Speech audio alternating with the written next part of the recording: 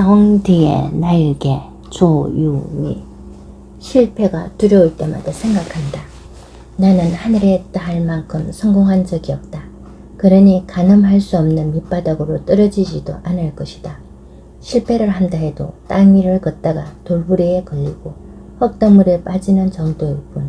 돌부리에 걸려 넘어지면 다시 일어서면 되고 흙덩물에 빠지면 깨끗한 물로 씻어내면 그만이다. 딱 그 정도의 실패이다. 그러니 도전 앞에 두려움을 느끼지 말자. 만에 하나 그 실패가 돌부리에 걸리고 흙탕물에 빠지는 정도가 아니라 다리가 부러지고 팔이 부러질 정도라면 나는 지금 시험 받는 중이라고 생각하자. 더 넓은 세상을 품을 자격이 있는지, 더 큰 영예를 누릴 자격이 있는지, 세상이 나를 시험하고 있다 생각하자. 나에게 큰 행복을 주기 위해 힘든 시련을 주는 것이다. 그 행복을 맛보기 전까지는 절대 돌아서지 않을 것이다. 오기로라도 버텨보자. 혹시 알아?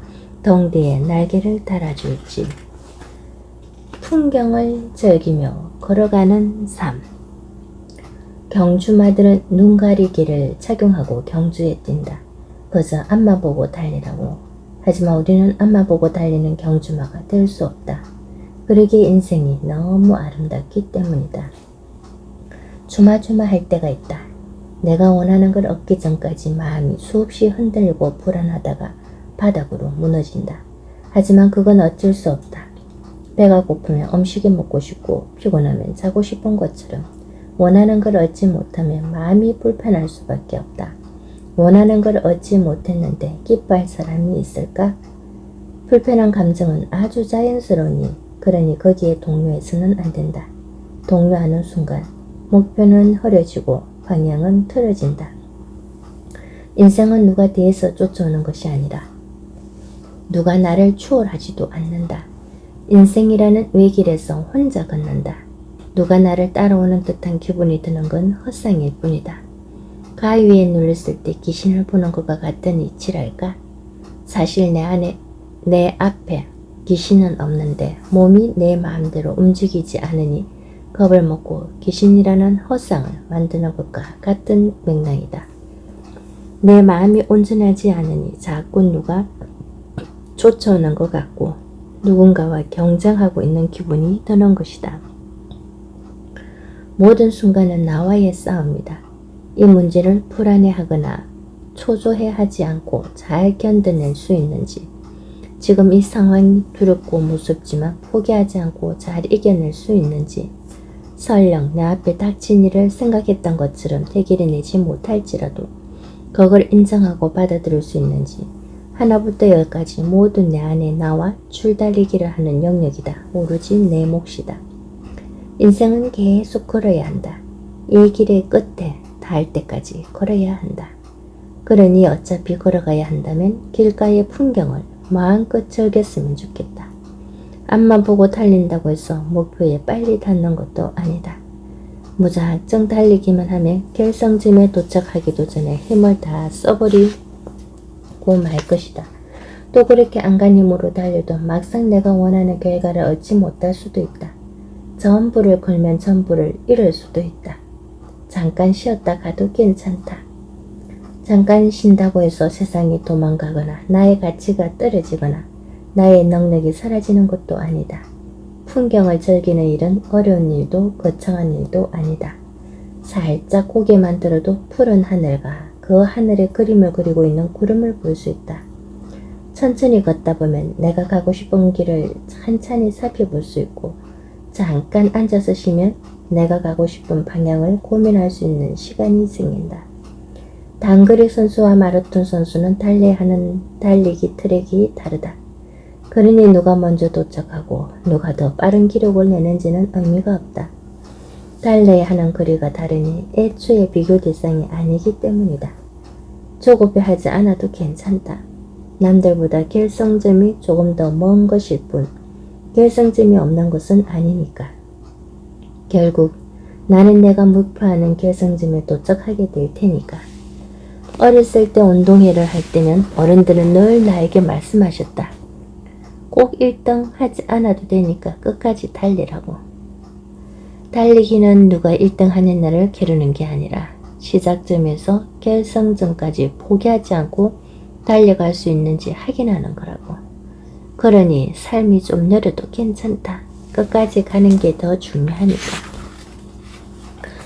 괜찮다, 괜찮다, 괜찮다. 나는 괜찮다 병을 앓고 있었다. 무엇이든 괜찮다고 생각하려는 병. 몸이 아플 때도 괜찮다. 어떤 사람이 내 혼담을 한다는 소식을 들었을 때도 괜찮다.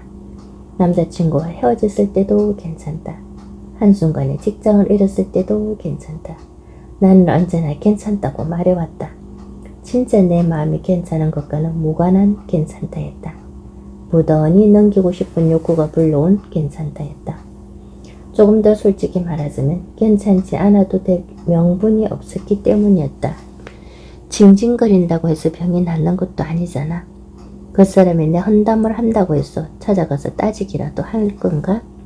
어차피 그 사람하고 다시 사귈 것도 아니잖아. 회사 대표를 찾아가서 따지기라도 할 건가? 그 어떤 무릎에도 자신 있게 대답할 수 없었다. 벗어날 수 없는 상황 속에서 나는 너무나도 작은 존재이기에 그래서 애써 괜찮다고 생각했다. 결과적으로 내가 할 수 있는 게 없는데 부정적인 마음을 가져봤자 나만 손해라는 생각 때문이었다. 그래서 안 괜찮아도 안 괜찮을 수 없었다. 괜찮다고 되뇌이는 게 습관이 되어버렸다. 허상에 마음을 두었다. 요즘 누군가가 꼭 안아주는 꿈을 꾼다. 얼굴은 보이지 않는 까만 그림자가 천천히 걸어와 홀로 있는 나를 큰 품으로 안아준다. 마음이 괴로울 때가 있다. 그럴 때면 나는 다른 누군가에게 의지하기보다 혼자 극복하려고 노력하는 편이었다. 연인이나 친구 혹은 술에 의지하지 않고 오로지 나 스스로 굳게 서려고 애썼다. 아무리 가까운 사이라고 해도 매일 앓는 소리만 한다면 그들도 나를 힘겨워할 테니까. 그래서 밝은 모습만 보여주고 즐거운 얘기만 나누려 애썼다. 누군가 나에게 힘든 일은 없니? 라고 물을 때면 나는 늘 이렇게 대답했다. 네, 저는 괜찮습니다. 괜찮다는 말은 아주 좋은 포장지였다. 아무리 어려운 상황에 놓여 있어도 내가 괜찮다고 말하면 사람들은 더 이상 묻지 않았다. 무엇이 괜찮은지, 어떻게 괜찮은지, 왜 괜찮은지 궁금해하지 않았다. 괜찮으면 괜찮은가 보다 하며 넘어갔다. 어쩌면 그게 내가 바라던 바였는지도 모르겠다. 괜히 무거운 대화 주제를 꺼내어 분위기를 망치고 싶지 않았으니까. 그래서 어느 자리에서 나는 늘 웃었다. 텅 빈 눈과 텅 빈 마음으로. 하지만 집에 돌아와서는 사정이 달랐다.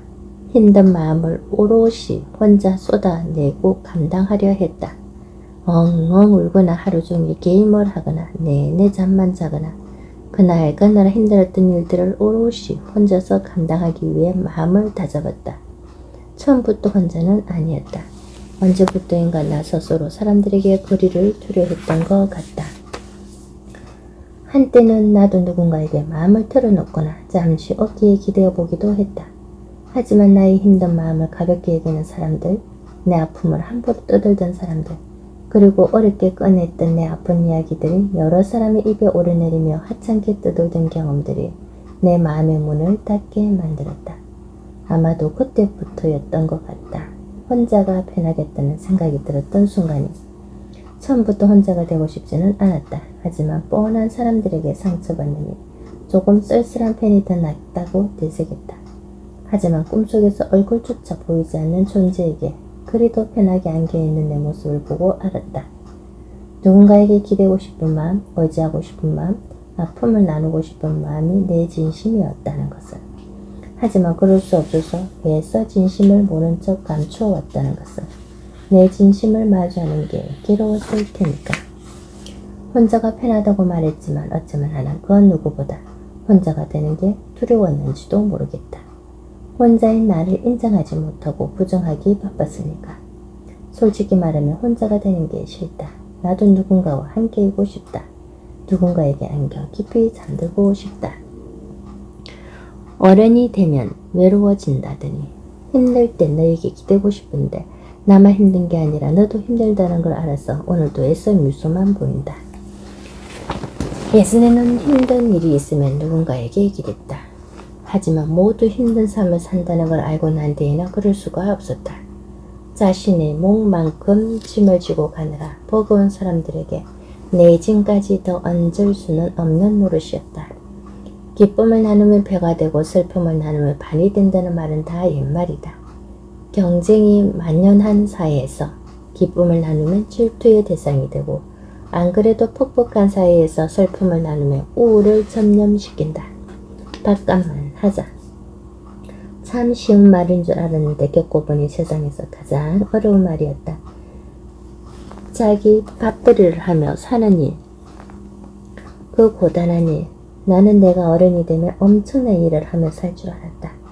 우물 안에 있을 때는 가끔씩 차오르는 빗물이 위기의 전부였고 가라앉지 않으려고 발버둥 치는 일만으로도 충분했다. 힘들었지만 고단하지는 않았다. 이 정도면 잘하고 있는 거라 믿었고 우물 밖으로 나가면 무엇이든 이룰 수 있을 것만 같았다. 하지만 정작 세상 밖으로 나왔을 때는 생존의 문제부터 해결하느라 급급했다. 외부로부터 나를 막아주는 우물벽은 더 이상 없었다. 능력이 없으면 따뜻한 방 한 칸도 얻을 수 없는 세상에서 나보다 더 강한 자들에게 먹히지 않기 위해 정신을 바로 차려야만 했다. 살짝만 삐끗해도 먹잇감이 되니까. 밥값을 하는 삶이 얼마나 고단한지는 겪어본 사람만 알 수 있다.